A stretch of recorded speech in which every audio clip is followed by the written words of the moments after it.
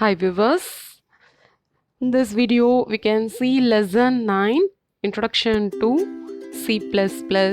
In this video we can see first half of the lesson which is your part 1. In part 2 we can see the remaining half of the lesson. Okay, first let's start with introduction. Actually, C++ programming language was developed at AT&T Bell Laboratories in early 1980 by John Strostrup. Actually, we know C++ programming language is derived from C language. C language only first introduced. After that, with some additional features, they have introduced C++ language. Actually, John Strostrup introduced this language at AT&T Bell Laboratory, and the year is 1980s, in early 1980s. Strostrup added some features to his favorite language, Simula 67, that is earliest OOPS concept. Strostrup called C with classes. Actually, the author named it as C with classes. Later only the name was renamed as C++ by Rick Musby. ஆக்சுவலாக பார்த்தீங்கன்னா இந்த author John ஸ்ட்ரோஸ்ட்ரப் வந்து இது C with classes அப்படின்னு தான் name வச்சாரு. So இதுக்கு வந்து C++ன்னு நேம் வச்சது ரிக் மஸ்பி. ஸோ இந்த இதில் வந்து உங்களுக்கு இம்பார்ட்டன்ட் கொஷின்ஸ் என்னன்னு பார்த்தீங்கன்னா இயர், ஆத்தர் நேம், ஸோ எந்த பிளேஸ் அண்ட் எந்த லாங்குவேஜில் இருந்து, அண்ட் ஃபர்ஸ்ட் நேம் என்ன சி வித் கிளாஸஸ், அண்ட் C++ன்னு நேம் வச்சது Rick Mascitti. Next, little introduction about author John Strostrup. Actually, he born at December 30th, 1950 at Denmark, and his occupation was he is the chairperson in College of Engineering, computer science professor at Texas A&M University in USA, and we known for the creation of C++ and character set. Actually character செட்னா என்னன்னு பார்த்தீங்கன்னா, program use பண்ணும்போது என்னென்ன characters எல்லாம் நீங்கள் include பண்ணுறீங்களோ அதை character செட்னு சொல்கிறோம். Which includes letters capital A to Z, small alphabets A to Z, digits 0 to 9, and special symbols plus, minus, parenthesis, brackets, equal to, exclamation, not equal to, less than, greater than, single quotation, double quotation, dollar, hash, semicolon, colon, and etc. And white spaces, blank space, horizontal tab, vertical tab, carriage return. So white spaces வரும். And other charactersல பார்த்தீங்கன்னா 256 ASCII characters.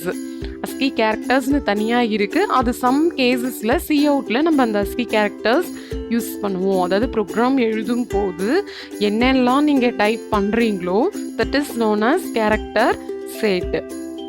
So 2 மார்க்ஸில் கேட்டால் you can write letters, digits, special symbols.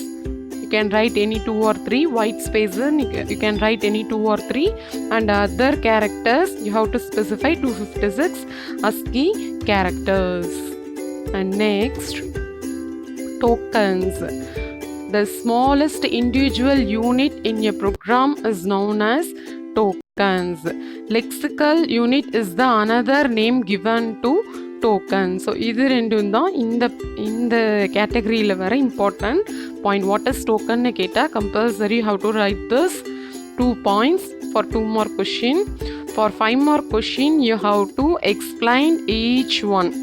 So இந்த 5ஐயுமே ஃபுல்லாக explain பண்ணி எழுதணும் 5 மார்க்ஸில் கேட்டால். இதுவும் இம்பார்ட்டண்ட்டாக கேட்குற இந்த லெசனில் கேட்குற இம்பார்ட்டன்ட் 5 மார்க் கொஷின் தான். ஆக்சுவலி ஒரு ப்ரோக்ராம் எடுத்துக்கிட்டால் அதை சின்ன சின்ன யூனிட்டாக அதில் இருக்கிற ஒன்னொன்னையும் சின்ன சின்ன யூனிட்டாக பிரித்தா அது டோக்கன்ஸ் அப்படின்னு சொல்லுவோம். ஸோ அது இப்போ எக்ஸாம்பிள் இப்போ ஒரு லைன் இருக்குதுன்னு வச்சுக்கோங்க. இன்ட்டு ஏ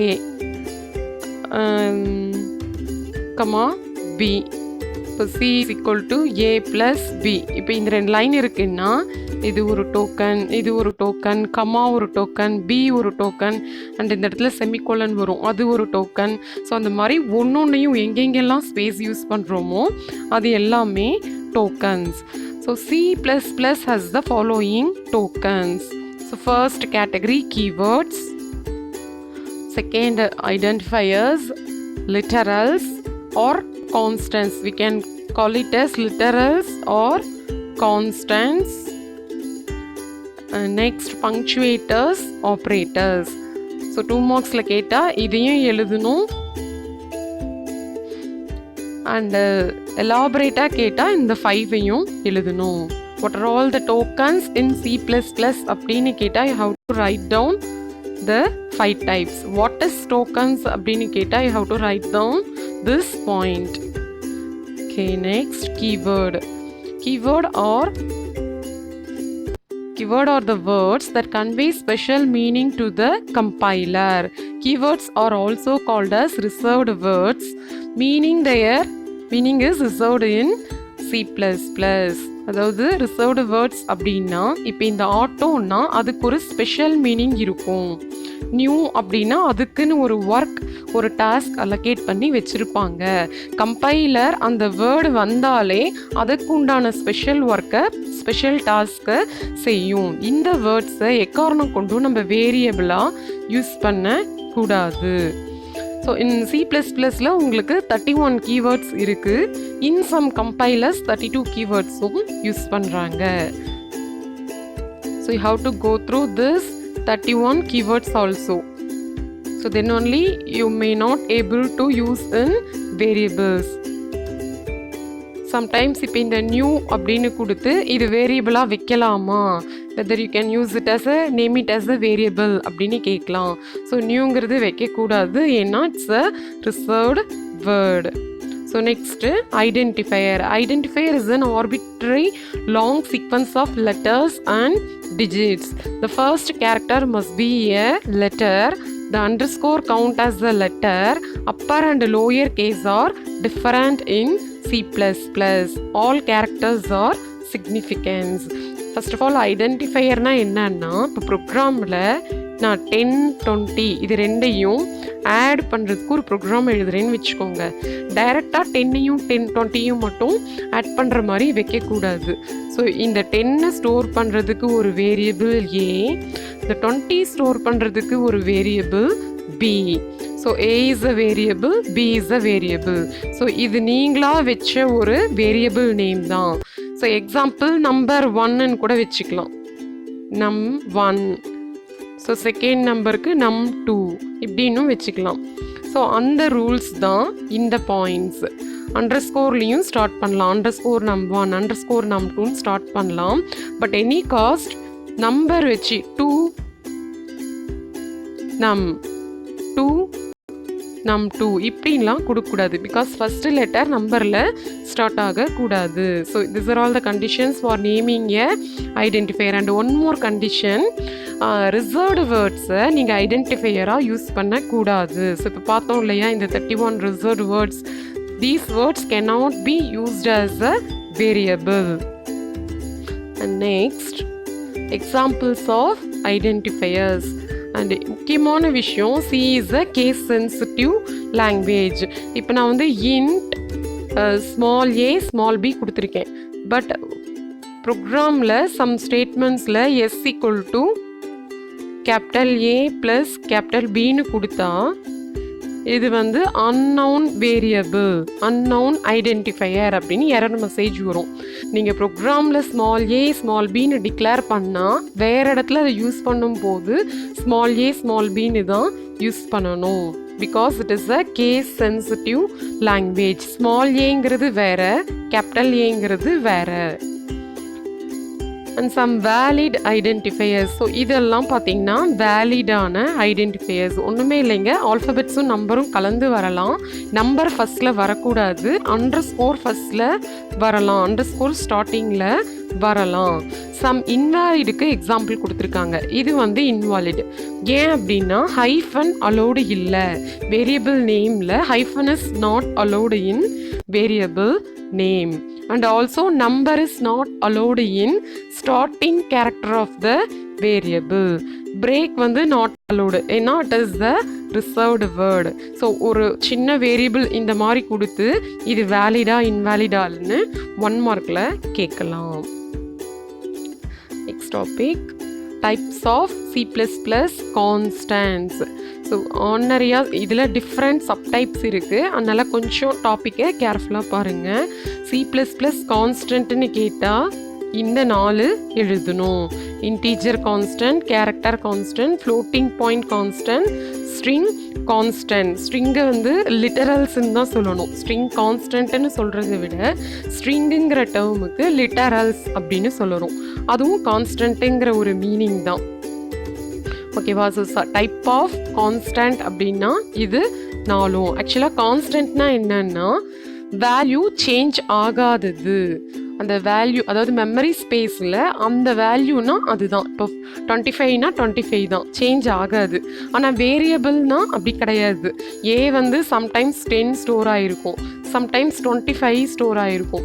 அந்த ஏங்கிறது ஒரு லொக்கேஷனுக்கு நம்ம கொடுக்குற நேம் தான்.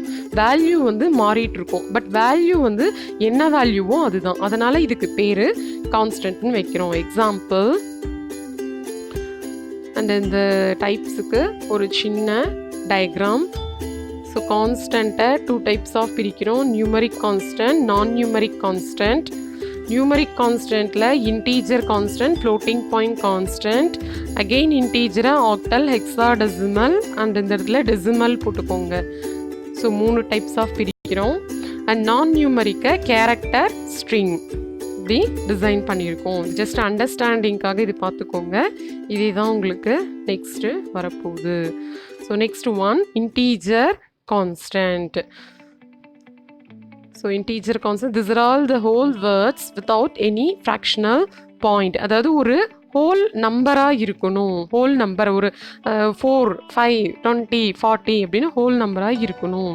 And integer constant must have at least 1 digit and must not contain fractional point. அதாவது பாயிண்ட்டுக்கு அப்புறம் எதுவும் பாயிண்டே வரக்கூடாது, முழு எண்ணாக இருக்கணும். It may contain plus or minus sign.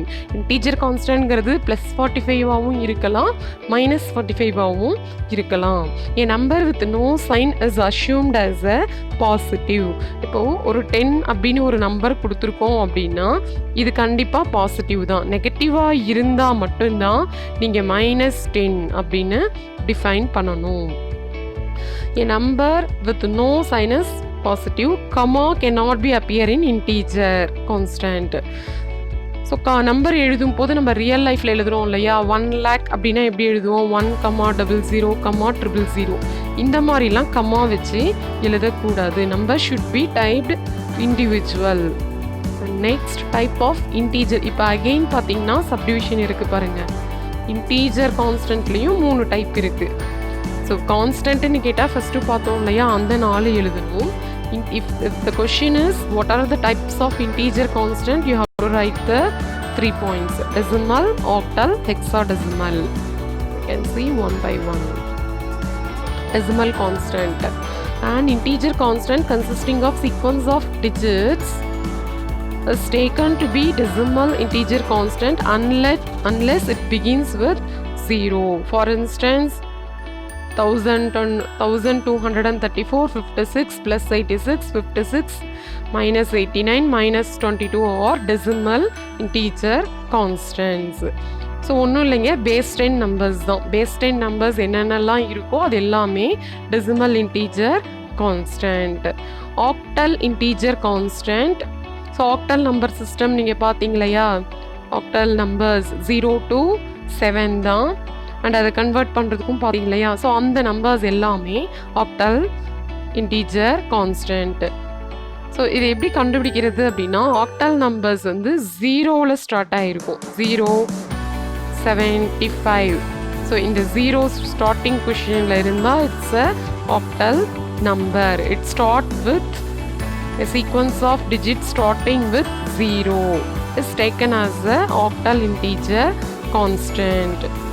Next, hexadecimal integer constant. A sequence of digits preceded with 0x or 0 capital X is taken as hexadecimal integer constant. Suppose 12. So we know that A to F, A represents 10, B represents 11, up to F represents 15. So அப்போ 12 அப்படின்னா the value should be C. So 0x C. So இந்த 0x வந்து hexadecimal அப்படிங்கிறத represent பண்ணுது. 0 மட்டும் வந்தால் அது octal, 0x or 0 capital X வந்தால் அது hexadecimal. Next character constant. Character கான்ஸ்டன்ட்னா சிங்கிள் கொட்டேஷனுக்குள்ள ஒரு சிங்கிள் கேரக்டர் இருக்கும். It may be a number, it may be a alphabet or it may be a special character. Single கொட்டேஷனுக்குள்ள ஏதாச்சும் ஒன்று இருக்கும், அதுதான் கேரக்டர் கான்ஸ்டன்ட். எக்ஸாம்பிள் பார்த்தீங்கன்னா 1 இது ஒரு கேரக்டர் கான்ஸ்டன்ட், A இது ஒரு கேரக்டர் கான்ஸ்டன்ட், டாலர் இது ஒரு கேரக்டர். ஸோ இப்போ கான்ஸ்டன்ட்ஸ் பார்த்தோம் இல்லையா, எல்லா கான்ஸ்டன்ட்ஸுக்கும் we can see one example. So 547 it's a whole number, so it is integer constant. So it is a number with decimal point, so it is a floating point constant. புள்ளி வச்சு இருந்தாலே அது floating point constant. 0x, the number is start with 0x, so we can simply say it is a hexadecimal integer constant. A number start with 0175, so it is a octal integer constant. A character is enclosed within single quotation, so it is a character constant. Characters given within double quotation, that is a string constant. இது இனிமே தான் நம்ம பார்க்க போகிறோம். இது ரெண்டும் இருந்தாலும் sequence of letters or numbers or any other special symbol which includes within double quotation is known as string constant. ஒன்னே ஒன்று இருந்தால் அது கேரக்டர், collection of characters தான் string. ஸோ இந்த எக்ஸாம்பிள் நோட் பண்ணிக்கோங்க, ரொம்ப இம்பார்ட்டன்ட். இந்த மாதிரி ஒரு நம்பரை கொடுத்து அது என்ன டைப் ஆஃப் கான்ஸ்டன்ட் அப்படின்னு கேட்கலாம். க்ளூ வந்து 0x hexadecimal, 0 octal, point, a number with point is a floating point, whole number is integer, single quotation character, double quotation string constant. And non-graphic characters, a character which have no any impression, that is non-graphic character constants, those characters that cannot be typed directly from the keyboard. So type பண்ண முடியும், but we cannot see any characters in screen. இப்போ backspace press பண்ணால் நம்ம எஃபெக்டை தான் feel பண்ண முடியும். ஒரு tape press பண்ணால் 5 spaces நகர்ந்து வரும். Carriage return enter key press பண்ணால் நெக்ஸ்ட் இப்போ இங்கே வச்சு நான் என்டர் கீ ப்ரெஸ் பண்ணால் இங்கே வரும். ஸோ அது மாதிரி ஒன்லி எஃபெக்டை பார்க்குறது மட்டும்தான் non-graphic characters. Escape sequence or non-graphic character constants, these are also called as non-printing characters. அதாவது பிரிண்ட் ஆகாது, but we can feel a effect, ஒரு சின்ன எஃபெக்டை நம்ம ஃபீல் பண்ணலாம், அதுதான் escape sequence. we see the example. இப்போ /a கொடுத்தா we can feel a b sound, bell sound. /b backspace, /f form feed, /n we can get a new line, /r carriage return, /t horizontal tab, /v vertical tab, /single quotes we can get a single quotes, /double quote we can get a double quote, /question mark we can get a question mark character, and /o for octal, /x for hexadecimal, and /0 specifies null character. And very important thing is, இப்போ பார்த்த backslash sequence எல்லாமே we have to use in cout. Actually C++ல coutனு ஒன்று இருக்குது, cin அப்படின்னு ஒன்று இருக்குது. cout எதுக்குன்னா, இப்போ நீங்கள் ஏதாவது கொடுத்தீங்கன்னா அது டிஸ்பிளே ஆகும். cin எதுக்கு அப்படின்னா, நீங்கள் கொடுக்குறத கெட் பண்ணும். இப்போ இன்கேஸ் 10ன்னு நீங்கள் டைப் பண்ணிங்கன்னா அந்த 10 வந்து இந்த எண்ணில் ஸ்டோர் ஆகும். அதுக்காக இந்த /n/t எல்லாமே சி அவுட்டில் மட்டும்தான் யூஸ் ஆகும், சி இன்ல யூஸ் பண்ணக்கூடாது. So to not use the / character in C in statements. And floating point constants. Floating point constants already பார்த்தோம் இல்லையா, பாயிண்ட் வச்ச நம்பர்ஸ். ஸோ இதில் வேலிட் பார்த்தீங்கன்னா 2.0, 17, இது மைனஸும் வரலாம், இது எல்லாமே வேலிட். இன்வேலிட் வந்து 7 வந்து இன்வேலிட், பிகாஸ் இது வந்து பாயிண்டே இல்லை இல்லையா. அதே மாதிரி 7 பாயிண்ட் அதுக்கப்புறம் சம் டிஜிட்ஸ் வரணும், அதனால் அது இன்வேலிட். இந்த இடத்துல ஸ்லாஷ் இருக்குது, அதனால் இது இன்வேலிட். நடுவில் டாட்ஸ் இருக்குது, இன்வேலிட். கமாஸ் இருக்குது, இன்வேலிட். அண்டு ஃப்ளோட்டிங் பாயிண்ட்லேயே ரியல் கான்ஸ்டன்ட்ஸ்னு ஒன்று இருக்குது. அதில் பார்த்தீங்கன்னா மேண்டிஸா அண்ட் எக்ஸ்பொனன்ட். எக்ஸாம்பிள் பார்த்தீங்கன்னா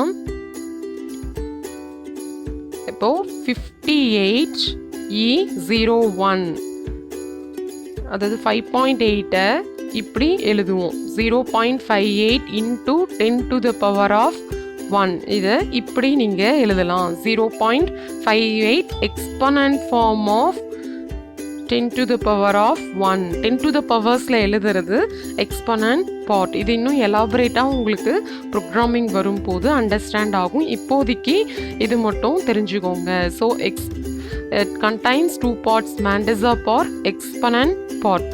Mandisa is your first portion of the number and this is your exponent of the power of the 10 number.